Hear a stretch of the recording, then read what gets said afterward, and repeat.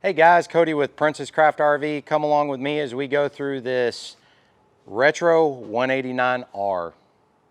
So let me show you how to get this thing hooked up to your tow vehicle. Starting right up front, it's going to ride on a 2 5/16 ball. For the coupler, once you get this lowered down onto your ball, all you've got to do is pick up and slide this forward and make sure the two ears on the back here fall down into that cavity. That's going to get you latched onto the ball. Releasing it from the ball is just the opposite. Pick up and pull back, and then that should sit right there, and that's going to be released from the ball. To finish hooking up, we're going to have your safety chains, which do need to be crossed and clipped onto the receiver hitch. And we're going to have your safety breakaway cable here, which is for the electric brakes on the trailer. If for some reason you do get unhooked, the tow vehicle and trailer get unhooked from each other, this is going to yank out of this little box here that's on the frame and engage the brakes on the trailer to bring it to a stop. Last but not least for getting hooked up is going to be our 7-way cord. Say a typical 7-way cord for most trailers, at least RVs out there. It's going to run all of your turn signals, running lights, brake lights, and the electric brakes on the trailer if your tow vehicle is equipped with a brake control. Now your tongue jack here is very basic operation. It's got a service light, so if you're loading and unloading in the dark, you can turn that on to see. And then just up and down operation, and this is going to be used for loading and unloading as well as leveling the trailer front to rear. Now for some reason the 12-volt operation on this ceases to work. It does have a manual crank option. You're just going to take this cap off the top. Trailer comes with a crank handle that's going to fit down in there and allow you to manually crank the jack up and down. Now this jack also comes equipped with adjustable height foot. Once you get the weight off of the jack, so you've got it loaded onto a tow vehicle or something, all you've got to do is pull this pin out, and then that foot can slide up and down to adjust height on that. So just behind that's going to be our propane cylinders. Just for basic on and off for the service valves, all you have to do is loosen up these thumb nuts on top and open this flap, and right inside you're going to find your service valves for your propane cylinders for turning them on and off. But to remove them from the trailer, to take them and either get them exchanged or refilled, you've got to remove this cover, so let me show you how to do that. All you got to do is pull it up and off of there. And underneath, 20-pound cylinders. Now to remove these from the trailer, make sure your service valves is closed. Take off your service line, and then all you've got to do is loosen up this wing nut. Lift the T-bar to where you can slide the cylinder out, and now you can take this in your vehicle and either get it exchanged or refilled. Just remember, anytime you have a propane cylinder in transport, it is in the upright position. Putting it back on is going to be just the opposite. Set it back onto the base plate. Lift your T-bar back up and out of the way.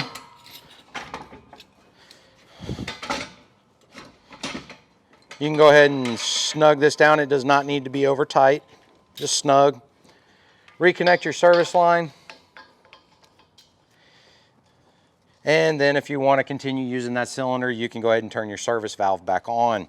Now this trailer is equipped with an auto changeover regulator for the LP system. So what that means is if you have both cylinders on, it's going to automatically draw from the primary cylinder first, and then it's going to start drawing from the other cylinder until both are empty. So we recommend leaving one cylinder on, one cylinder off, and using the selector switch here on the front to determine which cylinder is going to be your primary cylinder.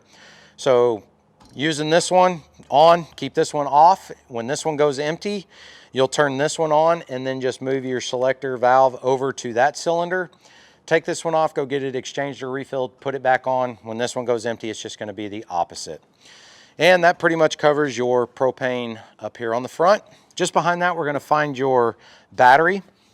Now, coming from us, it's going to be equipped with an Interstate Deep Cycle Marine lead acid battery.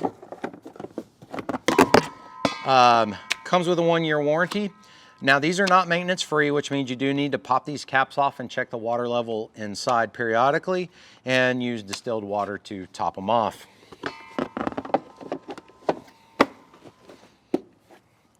All right, if you're up here working in the front in the dark, either with the propane or the battery or anything like that, you do have a service light. Just has a switch right there on it. And then Riverside has equipped all your warning stickers up here. And they do talk about your exterior seals needing to be inspected or maintained every 90 days. We'll cover that here a little bit more as we work our way around the trailer. So let's move on around over here to the off-door side. Just coming around, you're going to find your front storage here. This is going to be a big pass-through storage. Goes all the way through the trailer and has a light right inside to the left. It just has a little push button on it to turn the light on. There's one on the other side, and I'll show you that when we get around over to there. You are going to have stabilizer jacks in all four corners of the trailer. Once you get the trailer leveled front to back, side to side. What'd you do there? Never seen that movement. Go back. We'll just start all over with the stabilizer, yeah. All right. So in all four corners underneath the trailer, you're going to find your stabilizer jacks. Once you get the trailer leveled front to back, side to side, you'll run the stabilizers to the ground using the supplied crank handle. And all you have to do is snug them up. They're not used to lift or level the trailer in any manner. The compartment door is held open with a baggage catch latch here. All you have to do is pull that back and let it catch the door. These are keyed lock to keep them closed. Stickers here on the side, going to be tire information and weight information, tire size, tire pressure, manufacturer's information there. Again, read over all that stuff and know your weights and what's recommended from the manufacturer. Moving back here, we've got your 6-gallon gas electric water heater. For maintenance and draining here is going to be your anode rod right in the middle. All you've got to do when you're going to be putting this thing away for a while or storing it up for the winter, pull that anode out, let it drain, inspect the anode, see if it needs to be replaced at that time. It's a good time to service the water heater, rinse it out, make sure you get all the debris. Little switch over here on the bottom left-hand corner is going to be your 110 switch for the heating element. So if you want to use, if you're plugged into shore power and you want to use 110 for heating your water versus gas, it's going to be that switch right there. Opening this up, check and inspect for insect nests or anything like that occasionally is a good idea. It can affect the operation on the gas side if you've got some bug nests in there. Ooh. All right, just behind that we've got your outdoor shower. We've got hot and cold knobs on here. Now if you want to keep this thing out, it can be stored right there on the door so it's ready to go and use.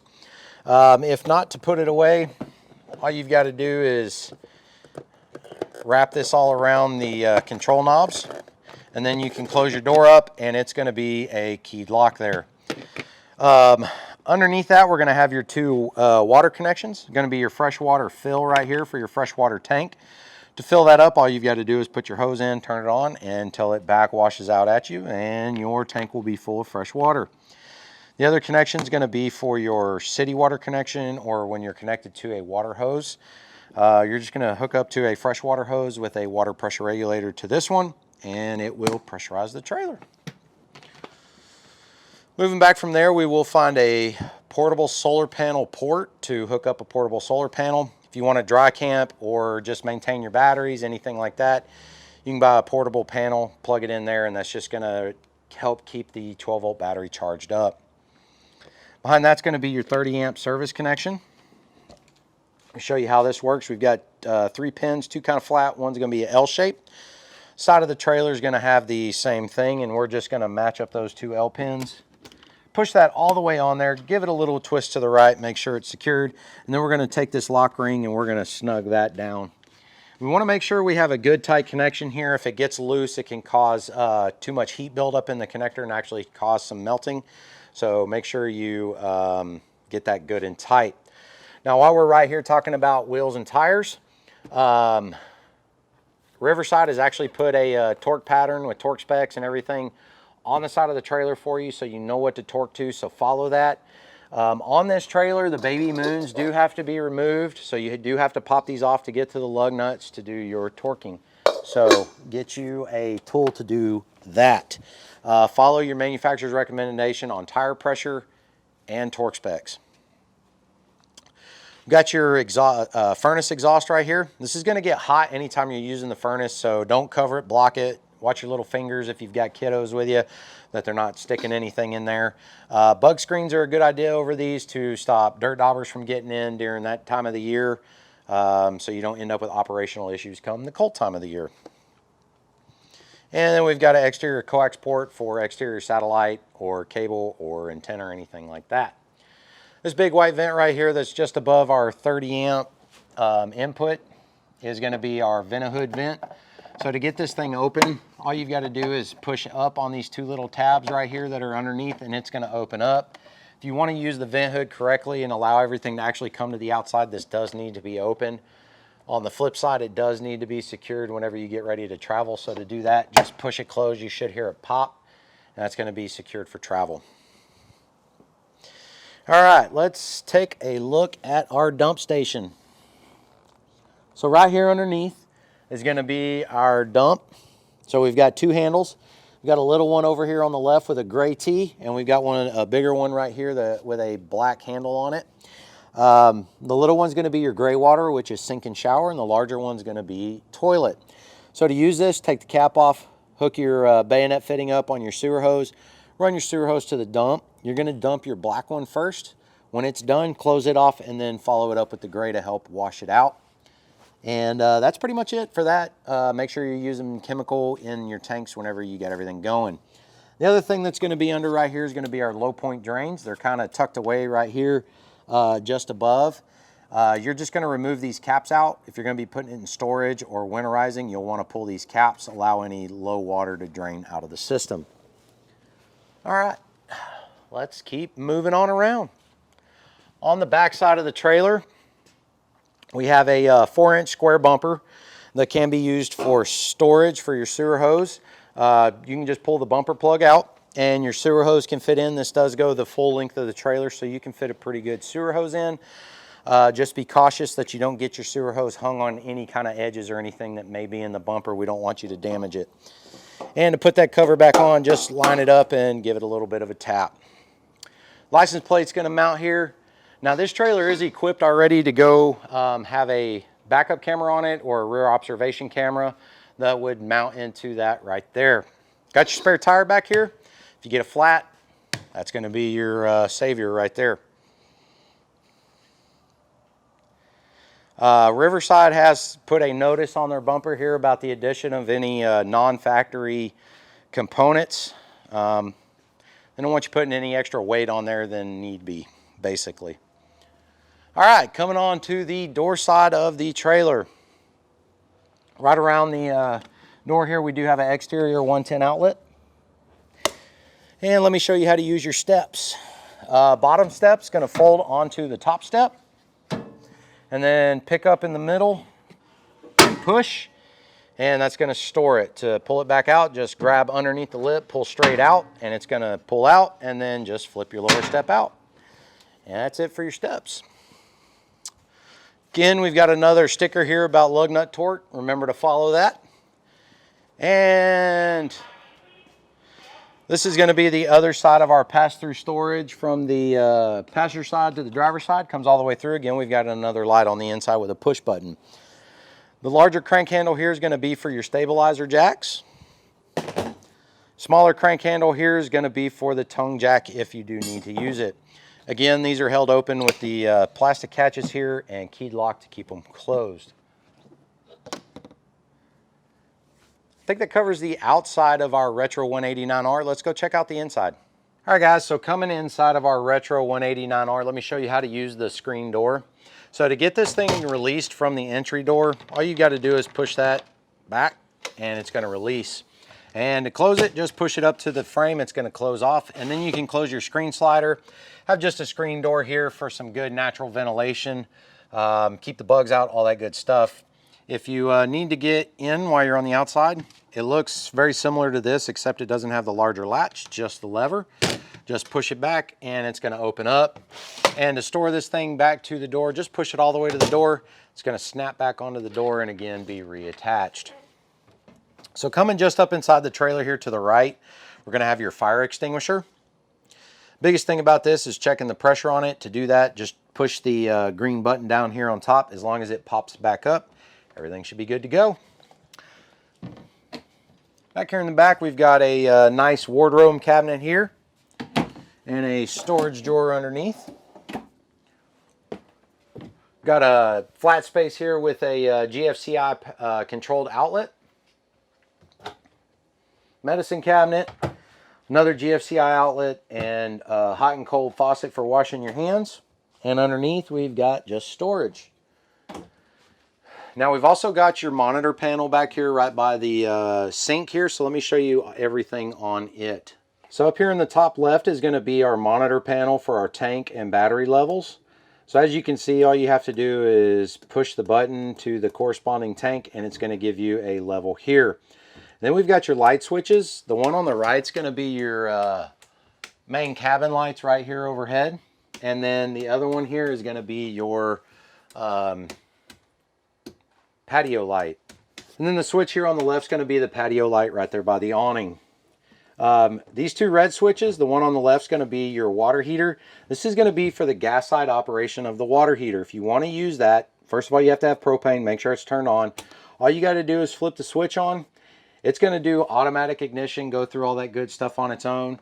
That DSI fault light will turn off and stay off if everything works correctly. If it stays on, something's going on, it's not working. Or if it comes back on, then it didn't get ignition for some reason or another.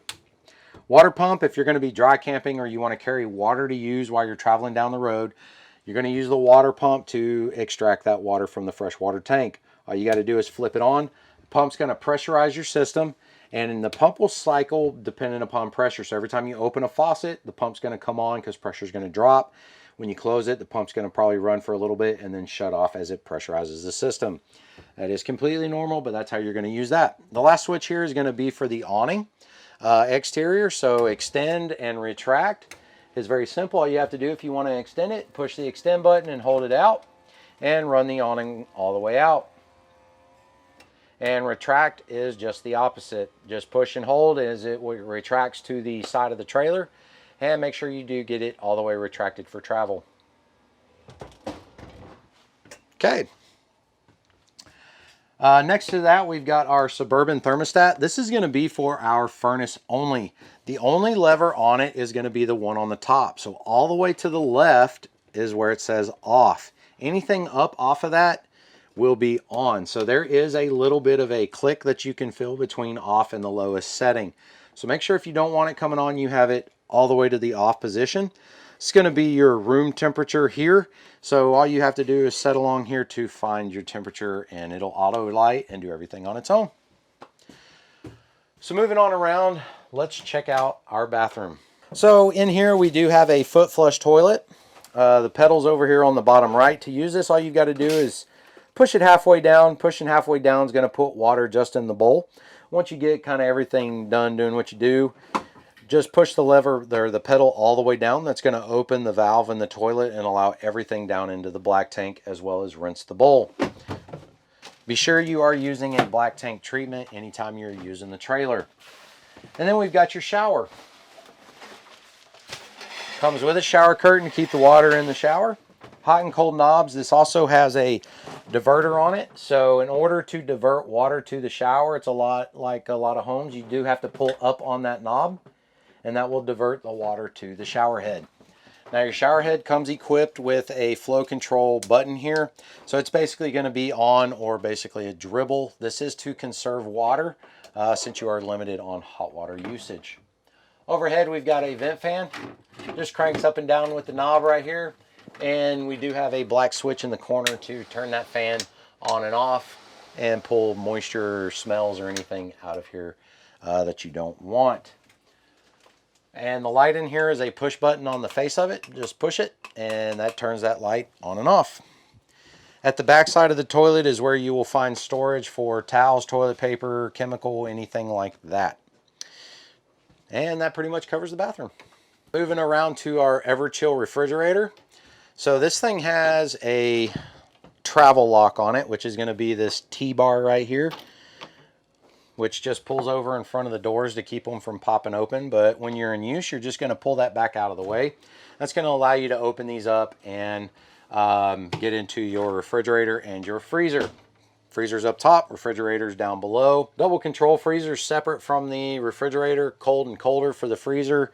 And then in here for the refrigerator, we've got your temp set control button right here, where you can cycle 1 through 5, 1 being colder, 5 being coldest. Now these are really cool. They're 12-volt compressors, so they're not heat absorption. So they cool off pretty quick. That's not a 12 to 24-hour wait period like a heat absorption fridge. But again, remember to use this travel lever here whenever you get ready to go so the doors don't pop open on you. Below the refrigerator is going to be our furnace. Anytime you're using that, that's where all the heat's going to come from. Moving on around to our kitchen. High point microwave, turntable style. Very basic microwave. Put your food in, set your time, heat it up. You're good to go. Below that, we've got our vent hood. It's got a light on it, as well as our vent. Now remember, if you want the vent to work correctly and actually pull everything out, the flap on the outside does need to be open. For your 3-burner cooktop, to get this thing, so this is just a glass cover. It's not designed to be hot or anything like that. To get this open, just grab on the front here. You're going to pull and flip that back, and then grab the second piece and flip it back. Now to get this to light, all you've got to do is choose whichever burner you're going to light up. Just turn the knob on and hold it in, and then use your spark rotator here until you get your flame lit. Continue to hold that knob in for about another 5 seconds until the flame is good and established, then let it out. Set your high-low flame, do your cooking, whatever you need to do, and be done with it. Don't close this down until your burners have cooled off. We don't want you damaging the glass or causing it to crack or anything like that. Little white button right here on the side is going to be for some accent lighting on the knobs for you there. It also controls your oven light. So if you want to look at what you're cooking on the inside, just turn it on and do that. Now to light your oven, you do have to turn the knob on here to the flame. You're going to push and hold the button in, and there is a pilot light in the back on the bottom that you've got to use a stick, lighter, or a long match or something to light. Again, once you get it lit, hold it in for about another 5 seconds until the flame is established. When you let out, the flame should stay. And then all you've got to do is set your cooking temperature, let it warm up, and do your cooking. Below that, we're going to find your WFCO power converter or distribution panel. We've got all your 110 breakers here. And then we also have all your 12-volt fuses. Now your 12-volt fuses are standard blade style. You can buy these just about anywhere. So if you're having a power issue, it's a good place to start. Check your power, check your breakers, make sure everything is working there. While we're down here, we got your Atwood LPCO alarm. It's got a test button on it. Check it periodically, make sure it's working. Read the information on it. It tells you what the beeps mean. It's got a couple of lights on it, so you know what it may be leaking, whether it be CO gas or LP gas leaking off in here. So moving over to our sink overhead, we do have a nice big storage cabinet. Our light underneath for the sink is going to be the push button style. We also have a GFCI outlet up here, so GFCI 110 outlet that does have a light on it. So if the amber light is on, that means that the outlet is tripped. To reset it, you're just going to push the button and the amber light should go off. So do check these periodically, make sure they're working. You do have to have 110 power to these for them to work, so you do have to be plugged into shore power. Again, if it's tripped, something's tripped it most likely, so get it reset and then check and see what may be tripping it. Our window behind here, to open this up, it's just a little lever back here that you've got to unlock, which is to the down position. Once it's unlocked, then you can slide this open. Now you can open all the way up if you want the screen all the way open. If not, you can keep the screen closed. When you want to close it back down, just push it all the way, push your lock back into place, and you're good to go. Now you are equipped with mini blinds in this trailer. So they work just like your standard home blinds at home. Pull string, with your rotating wand here. And then if you want to travel with these in the down position, you can. Make sure you get them locked onto the tabs on the wall so they're not swinging around getting bent up. For your faucet in here, hot and cold water, just use the levers. You can rotate to either side of the sink that you so choose. And they do come with drain stoppers that just kind of tighten down in there if you want to stop up the water. Underneath the sink, storage, drains, access to some plumbing. Your privacy curtain for the master bedroom, there's a piece on each side that has to be pulled closed. They do just Velcro back to the wall. When you pull these along this plastic track, I do recommend pulling at the top of the curtain to get them to slide. If you pull from the bottom, it's going to cause them to bind up. So you just pull from the top, get them over to each other, and give yourself some privacy if you need it. And then to stow them back, just push them again, push them at the top, all the way back to the wall, and then resecure them. Moving on into the bedroom here. Again, we're going to be equipped with mini blinds. The biggest difference on this window is this is going to be considered your fire exit window.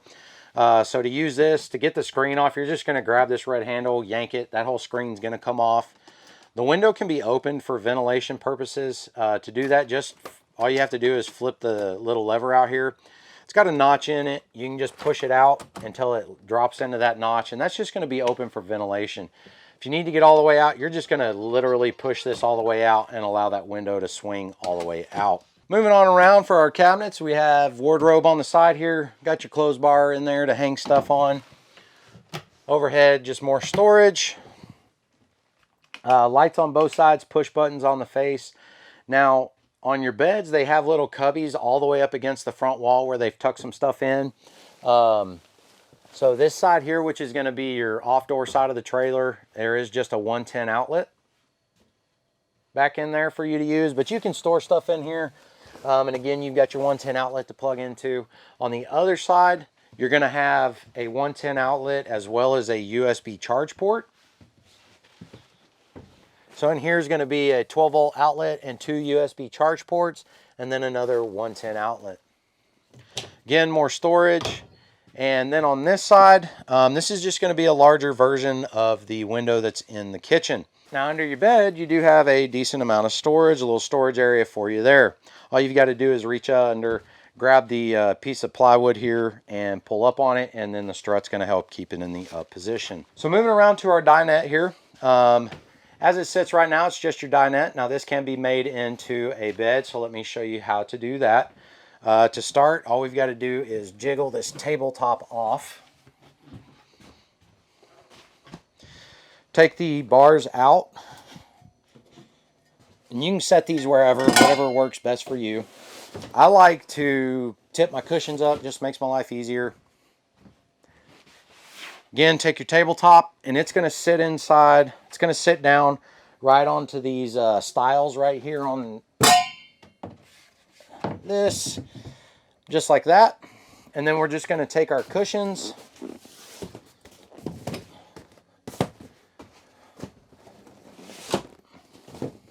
and that makes it into our extra bed. So putting it up is just going to be the reverse.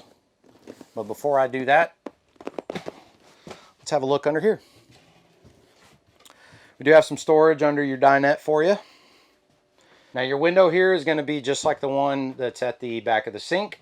Over the dinette, a couple more storage cabinets, and we have your entertainment system here. So this is going to be radio. It's got a Bluetooth, HDMI input, USB, all the good stuff on it. So you can pretty much do whatever you need to with that other than stream DVDs. Now overhead's going to be our air conditioner. We've got different air outputs on here, different vents. We've got some side vents here that can be open and closed. We've got side vents here that can be open and closed. And then we've got a main direct blow down one that's right here that can be open and closed. Now all your controls are right here on the bottom of the air conditioner. So this is going to be your thermostat, hot, cold. And then if you're going to be using the air conditioner, it's going to be the blue side. So you're going to these are your fan speeds.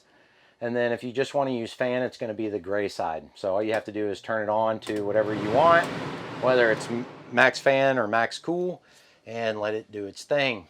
Now there is a filter on here that has to be cleaned periodically. Using a small flat blade screwdriver to pop this out is useful. Once you get it out, you will find your filter attached to the back side of this. Once you get that off of there, that's going to be it. Warm soapy water, get it as clean as possible. Try not to deform it. Try not to put any holes in the screen material. Let it dry before you put it back in, and it just is going to reattach here. And then this is going to snap back up into the ceiling assembly. The back piece towards the center is going to go in first, and then you just kind of work the edges around until everything snaps back in. All right, let's check out this little area right here that's to the right of the entry door. So this is going to be designed for your TV. All your cords are going to run up through the hole right here. TV sits right on top. And in this cabinet, you're going to find some different connections. You're going to find an HDMI connection. You're going to find your coax cable connection, TV connection here on a booster with a push button on it. So if you're going to hook up and use an antenna, you'll want to turn the booster on by pushing that. Red light should be on. And then we have your 110 outlet to power the TV.